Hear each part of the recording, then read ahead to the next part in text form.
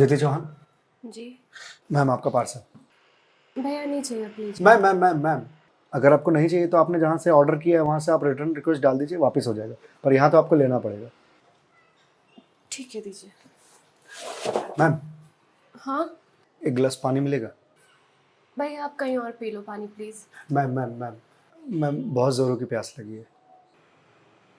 ठीक है लाती हूँ।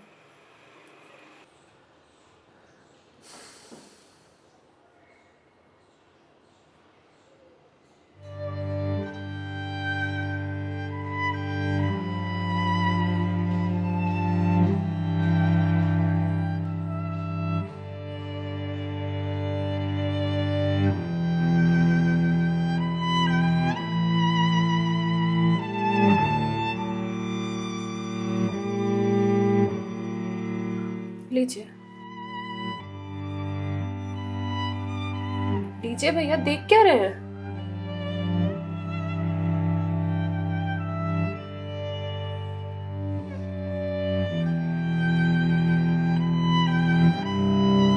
मैम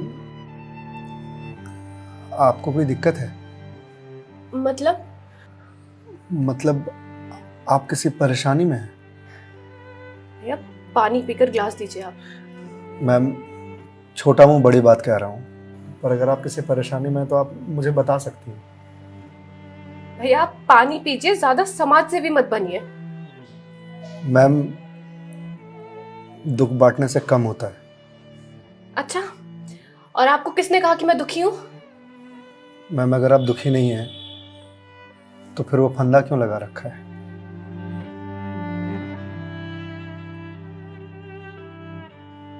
मैम मैंने सुना है खुशियां बांटने से बढ़ती हैं और दुख बांटने से कम होता है। मैम बड़े से बड़ा दुख कम हो जाता है अगर आपके पास कोई सुनने वाला हो।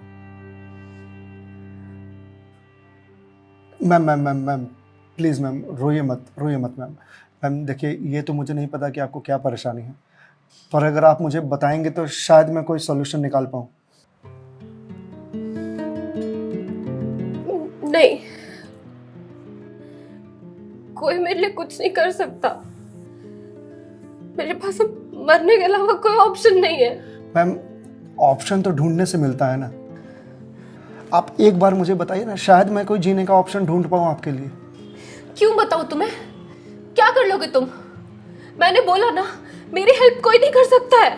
मैम आप अगर मुझे नहीं बताएंगे तो मैं वैसे भी कुछ नहीं कर पाऊंगा, पर अगर आप मुझे बताएंगे तो शायद मैं कोई हल निकाल पाऊं। और अगर कोई हल नहीं निकला तो आप तो वैसे भी सुसाइड करने जा रहे थे, तो जाने से पहले अपना दुख मुझे बताते जाइए प्लीज।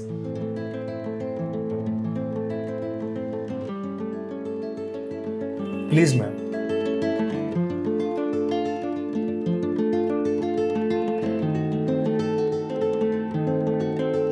मैं ईएमआईज़ के चक्कर में फंस चुकी हूँ। मतलब मैम?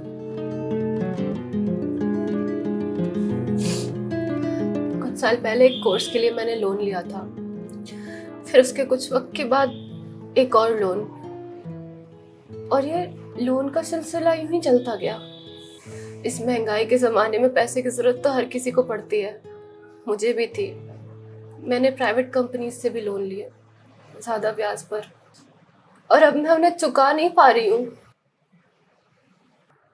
क्यों मैम, आपके पास जॉब तो होगी ना? जॉब थी,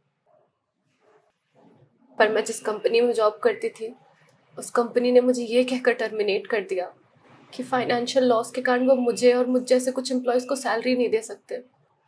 तो मैम आप किसी और कंपनी में ज्वाइन कर लो, बहुत सारी कंपनीज हैं यहाँ तो। तुम्हें क्या लगता है मैंने अप्लाई करने का ट्राई नहीं करा होगा? जॉब नहीं खोजी होगी? बहुत की थी, पर इस रिसेशन के जमाने में जॉब मिलना कितना मुश्किल है ये तुम जैसे डिलीवरी बॉय को क्या पता।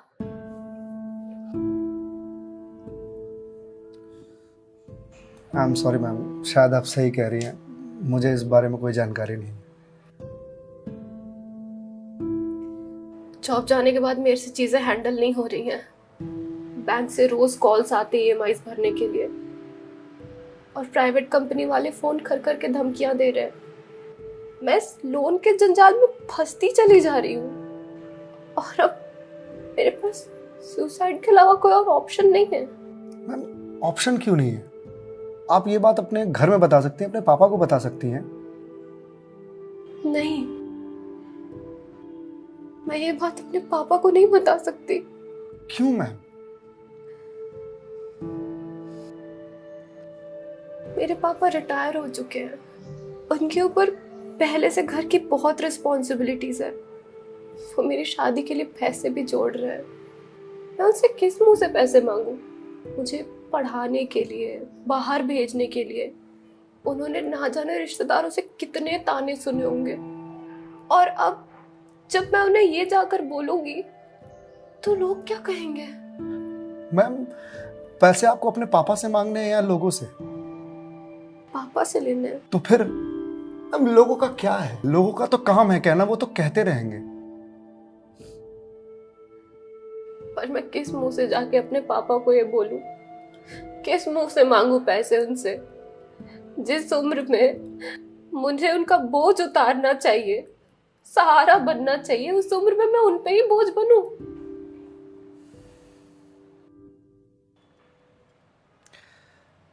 मैम एक बात बताएंगे आप, बचपन में आपके सबसे फेवरेट चीज क्या थी? बचपन में मुझे साइकिल का बहुत शौक था। तो मैम आपको साइकिल किस एज में मिली थी? यही कोई 8 साल की होंगी मैं। तो साइकिल तुरंत मिल गई थी आपको? नहीं, पापा तो मान ही नहीं रहे थे। बोल रहे थे गिर जाएगी, चोट लगा लेगी। तो फिर कैसे साइकिल मिली? बहुत जिद की थी मैंने, बहुत। खाना पीना सब छोड़ दिया था। तो मैम साइकिल के लिए जो जिद किया आपने, तो शर्म आई होगी आपको? तो मुझे मुझे क्यों शर्म आएगी? पापा है वो मेरे, उनसे जिद नहीं करूंगी तो किससे जिद करूंगी? तो मैम जब बचपन में साइकिल के लिए जिद करने में शर्म नहीं आई तो अब क्यों आ रही है? मैम अभी आपने कहा कि आपके पापा आपकी शादी के लिए पैसे जोड़ रहे हैं, और आप तो यहाँ सुसाइड कर रही हो, तो वो उन पैसों का क्या करेंगे? या उन्हें यह जानकर बहुत खुशी होगी कि उनकी बेटी ने शादी का बोझ हल्का कर दिया उनके सिर पर से। मैम आपको मालूम है, हमारे जनरेशन की दिक्कत यही है कि हम अपने आप को इतना बड़ा समझ लेते हैं कि हम अपने पेरेंट्स से ही अपनी बात छुपाने लगते हैं। कभी ये कहकर कि पापा मम्मी नहीं समझेंगे, या कभी ये कहकर कि मैं उन्हें परेशान नहीं करना चाहती, या कभी ये कहकर कि हम दोनों की सोच नहीं मिलती है।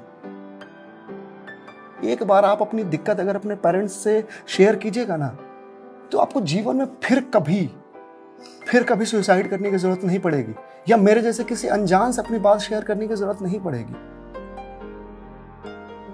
प्लीज मैम एक बार शेयर करके देखिए, उनसे बेहतर दोस्त इस दुनिया में कोई नहीं हो सकता। प्लीज मैम एक बार ट्राई कीजिए, प्लीज मैम।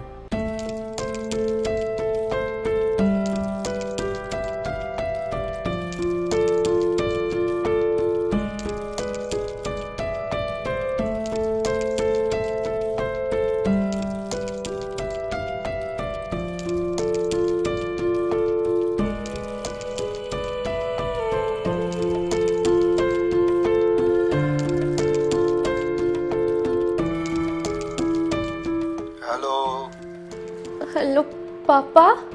हाँ दीदी बोल, कैसी है बेटा? पापा मुझे आपसे कुछ बात करनी है। हाँ बोल ना बेटा। पापा मैं क्या हुआ बेटा? पापा मैं बहुत परेशान हूँ। हाँ तो मुझे बता ना, किस लिए परेशान है? अदिति बेटा रो क्यों रही है, बता ना क्या बात है? पापा वो मैंने बैंक से लोन ले रखा था ना,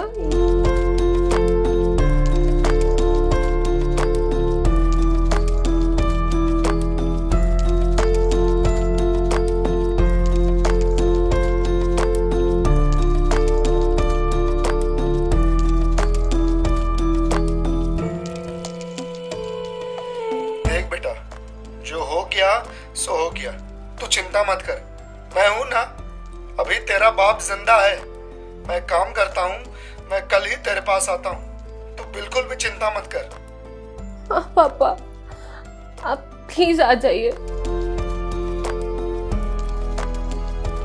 देखा मैं, आपके पापा आपके एक फोन पर यहाँ आने को तैयार हो गए और आप इतने दिनों से अकेले सफर कर रहे थे। मैम, मम्मी पापा से बढ़िया दोस्त कोई हो ही नहीं सकता। आप एक बार उन्हें दोस्त बना करके तो देखिए। आप सही कह रहे हैं भैया, मम्मी पापा से अच्छा दोस्त कोई नहीं हो सकता है। Thank you. It's okay ma'am, ये लीजिए क्लास। वंस अगेन भैया, thank you so much. It's okay ma'am, bye. Ma'am, जी? मेरे पास आपके लिए कुछ है, यही रुकिएगा, मैं थोड़ी देर में आता हूँ।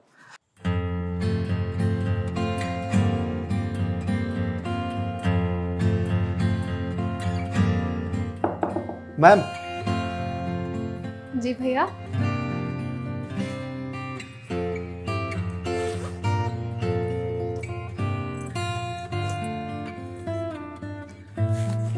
मैम, ये आपके लिए। भगवत गीता?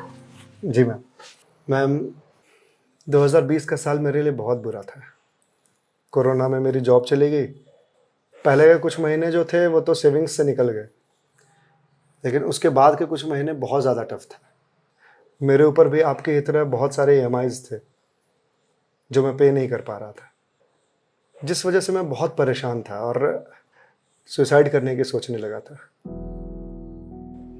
और एक दिन तो सुसाइड करने निकल भी गया था, लेकिन पापा ने मुझे पकड़ लिया। पहले तो बहुत डांटा,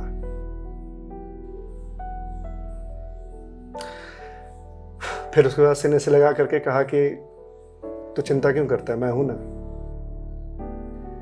उन्होंने ही मेरे सारे बिल्स पे किए और उसके बाद ये भगवत गीता दिया मुझे और बोला, बेटा जीवन में जब भी कोई परेशानी आए, किसी चीज का हल ना मिले तो ये पढ़ लेना। इसमें जीवन की सारी परेशानियों का हल तुझे मिल जाएगा। और मैम, वो दिन है और आज का दिन है। आज जिस कंपनी से मैं आपको डिलीवरी करने के लिए आया हूं वो मेरी ही कंपनी है। आपकी अपनी कंपनी है? जी मैम। कोरोना के बाद मैंने अपना स्टार्टअप शुरू कर दिया था जॉब जाने के बाद, क्योंकि जॉब मिल ही नहीं रही थी। तो अगर आपकी कंपनी है तो फिर ये डिलीवरीज आप क्यों कर रहे हैं? मैम, मुझे अच्छा लगता है अपना काम खुद करना, और शुरुआत तो मैंने अकेले से ही किया था ना। आज भी जब मन करता है तो निकल जाता हूँ डिलीवरी करने के लिए। और देखिए, आज तो निकलना मेरा सफल रहा, आपसे मुलाकात हो गई और जो सीख मुझे भगवत गीता से मिली वो मुझे आपको देने का मौका मिला। मैम, वैसे तो बहुत सारी बातें हैं इसमें सीखने की, पर जो सबसे अच्छी बात मुझे लगती है वो ये कि जो समय है ना, ये कभी एक सा नहीं रहता। आज बुरा समय है तो कल अच्छा समय जरूर आएगा। आज अंधकार है तो कल सवेरा जरूर आएगा। इसलिए कभी भी अच्छे समय में इतराना नहीं चाहिए और बुरे समय में विचलित नहीं होना चाहिए। समय है, कट जाएगा। मैम, इस एक थॉट ने मेरी पूरी जिंदगी बदल दी। मैम, तो अब आप पढ़िए इसको, देखिए शायद आपको कुछ और मिल जाए। पर मैम, जो भी मिले उसे लोगों से शेयर जरूर कीजिएगा, क्योंकि कहते हैं ना, ज्ञान बांटने से बढ़ता है। Thank you.